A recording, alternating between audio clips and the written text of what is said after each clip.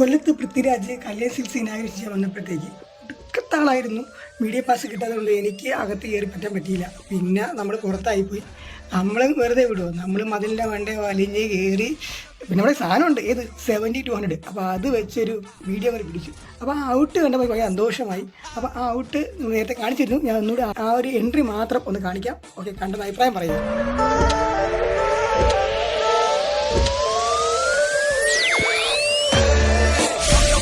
You never knew. Tell me, can you see me coming through? I'm gonna be the dawn over you.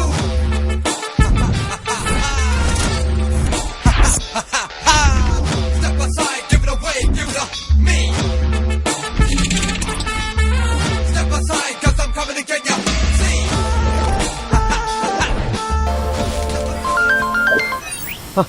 Vinu രാജേട്ടാ, സഭ കണ്ടായിരുന്നോ? എങ്ങനെയുണ്ട്?